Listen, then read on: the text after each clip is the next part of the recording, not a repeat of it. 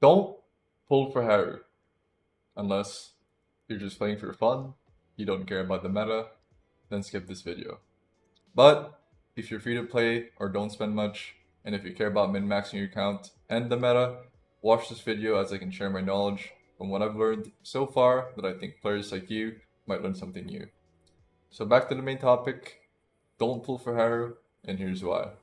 She doesn't have anything else to offer aside from raw DPS. While she can deal insane amounts of damage, she can become easily replaceable by any other DPS that makes her more susceptible to an earlier power creep. So now you might be thinking, what character should I be looking for? Good question. Now, since we have Haru's context, who is a DPS character, we'll be using Lucas, a 4-star DPS character, as a comparison of what you want to look for a DPS.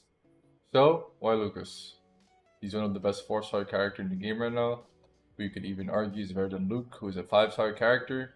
And the reason why is his cards give you so much value aside from damage and AoE, specifically a lot of debuffs and even card draws. For example, his one card, Flashbang, which does AoE damage, adds weaken and deals even more damage if they have shields. Another one card, Extended Magazine, which has 50% chance to be a 0 card cost every start of turn, which gives you a bullet every start of the turn that only costs 1 that deals damage and have a random debuff like Flame Shot, Cold Shot, Explosive Shot, and a few other more. His 2 card, Flamethrower, which does AoE damage, draws the cards, and you can choose to discard any card on your hand, which at first glance doesn't seem good, but there will be a lot of cases where you will get forced to have bad cards from either monsters or effects you gain throughout the game, where in those situations, this card helps to remove those bad cards. In short, he can apply a ton of debuffs to either help or do more damage and weaken your opponents, while dealing his own damage and AoE that you're looking for a DPS, and even provides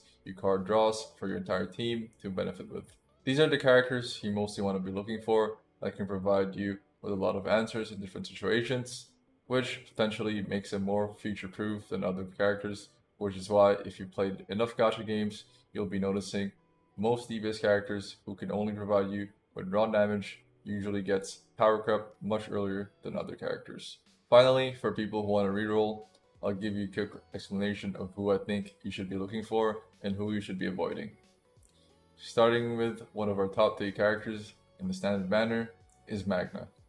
Currently the best counter vanguard who provides you a lot of shields for insane survivability, consistent damage from counterattacks, which also has AoE, buffs and debuffs like vulnerable and crystallization, can be used in mostly any team comps, and potentially the best unit you can get in the 5 standard banner after Calipe's nerf.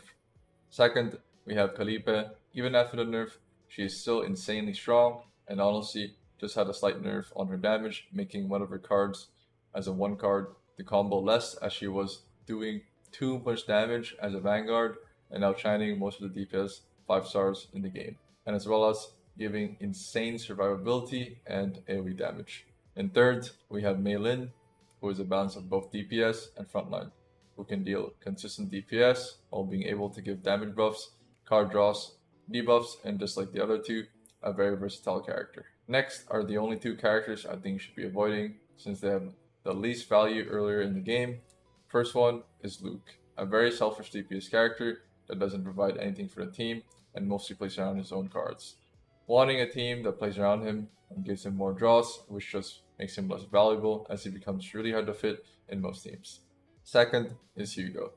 Relies too much on the team on having a main DPS or needs more support to be more sustainable as a DPS, as he mainly plays around his skill to add marks on enemies to deal follow-up damage, which makes him more of a sub DPS character which only offers damage in the table. Also, I just want to say that I'm not saying these characters are unplayable.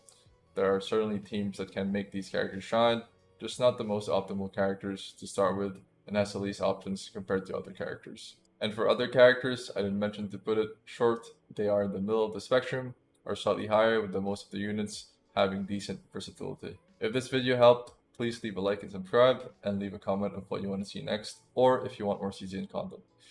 Thanks guys, peace.